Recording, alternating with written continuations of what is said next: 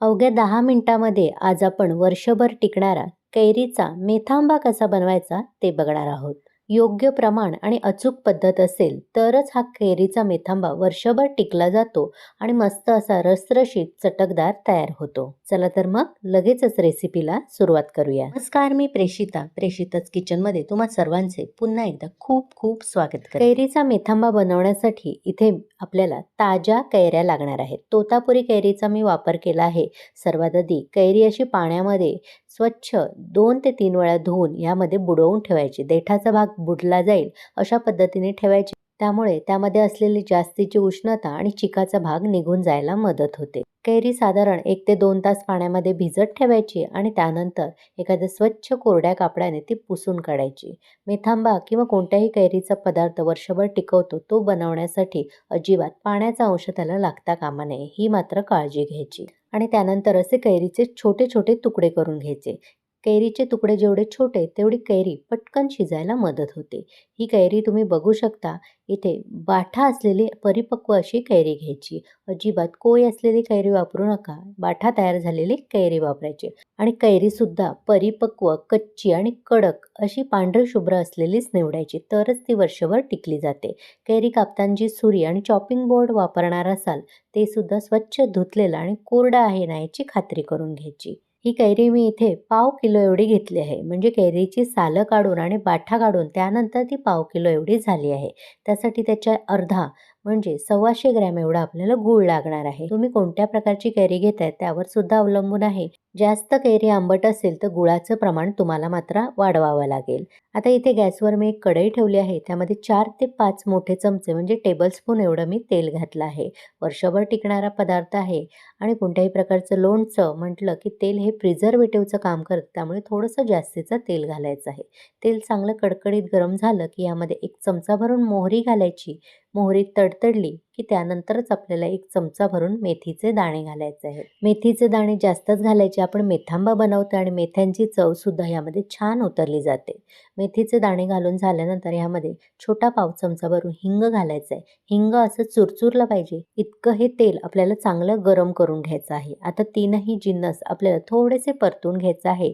मेथ्यांचा रंग बदलला गेला आणि सर्व पदार्थ असे हलकेसे परतून झाले, त्यामधून सुवास बाहेर पडायला सुरुवात झाला की लगेचच ह्यामध्ये आपण ज्या कैऱ्या कापून घेतलेल्या त्या घालायच्या आहेत आणि या तेलासोबत आपल्याला 1-2 मिनिटं त्या परतून घ्यायच्या आहेत. कैरी व्यवस्थित 2 मिनिटं परतली गेली की यामध्ये छोटा पाव चमचा भरून हळद घालायची आहे.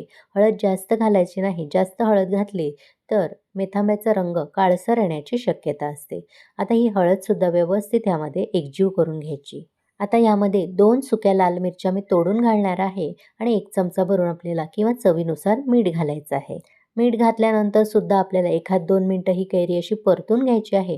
म्हणजे लगेचच ती मऊ व्हायला सुरुवात होते. थोडीशी कैरी परतली गेली की लगेचच ह्यामध्ये आपण जो बारीक चिरून ठेवलेला गूळ आहे तो घालायचा आहे आणि गूळ जोपर्यंत विरघळत नाही तोपर्यंत मंद आचेवर सतत आपल्याला हे परतत राहायचं आहे. इथे बघू शकता गूळ व्यवस्थित विरघळला गेला आहे आणि आता यामध्ये आपल्याला मिरची पावडर घालायची आहे. इथे मी 2 छोटे चमचे भरून मिरची पावडर घालणार आहे. ही काश्मीरी मिरची पावडर मी वापरत आहे. तुम्ही जर साधी मिरची पावडर तिखट असणारी वापरत असाल तर ती थोडीशी कमी घालू शकता. सर्वात शेवटी आपण मिरची पूड घातली, कारण जर आधी मिरची पूड घातली असती तर ती जळण्याची शक्यता होती आणि त्याचा रंगसुद्धा बदलू शकत होता. त्यामुळे सर्वात शेवटी आपल्याला वापरायची आहे. आता मिरची पूडसुद्धा व्यवस्थित एकजीव करून घ्यायची आणि आणखीन थोडा वेळ आपल्याला शिजवून घ्यायचं आहे. जोपर्यंत कैरी मऊसूत होत नाही आणि या गुळाचा एकतारी पाक होत नाही तोपर्यंत आपल्याला मंद आचेवर हे शिजवत ठेवायचं आहे. काही मिनिटातच बघू शकता मगाशी कसं पाणथळ थोडंसं पाक होता आणि आता कसा दाटसर तयार झाला आहे. आता हा पाक आपण चेक करून बघूया. त्यासाठी पळीवर थोडासा पाक घ्यायचा आणि हलकासा कोमट करून घ्यायचा. 2 बोटांच्या मध्ये हा पाक तुम्ही असं चेक करू शकता. इथे बघू शकता एक तार ह्याची अशी बनते आणि चिकट पाक तयार झाला आहे. थोडासा दाटसर असा झाला की लगेचच आपल्याला गॅस बंद करायचा आहे. यापेक्षा जास्त शिजवायचं आहे. जास्त शिजवला तर आणखीन कैऱ्या कडक होण्याची शक्यता आहे आणि पाकसुद्धा दाटसर बनेल, चिकट बनेल. त्यामुळे असं झालं की गॅस बंद करायचा आणि हा मेथांबा पूर्णपणे आपल्याला गार करून घ्यायचा आहे. इथे मेथांबा पूर्णपणे गार झाला आहे. आता लगेचच तो मी सर्व्ह करून घेते. असा गार झाल्यानंतरच तुम्ही एखाद्या काचेच्या बरणीमध्ये हा भरून ठेवायचा. अगदी वर्षभर जसाच्या तसा राहतो. अजिबात एकही पाण्याचा थेंबाचा आपण इथे वापर केला नव्हता. त्यामुळे वर्षभर हा मेथांबा टिकला जातो. तुम्हाला माझी आजची मेथांबा बनवण्याची पद्धत आणि रेसिपी कशी वाटली? आवडली असेल तर नेहमीप्रमाणे लाईक, शेअर करा. प्रेषिताच किचनला सबस्क्राईब करून नोटिफिकेशनचं ऑलचं बटन दाबायला विसरू नका. जेणेकरून माझ्या अशाच सर्व रेसिपी तुम्हाला पाहता येतील.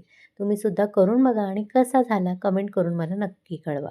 चला तर मग पुन्हा भेटू अशाच मस्त, स्वादिष्ट, भरपूर टिप्स, अचूक प्रमाण आणि एखाद्या नवीन रेसिपीसह.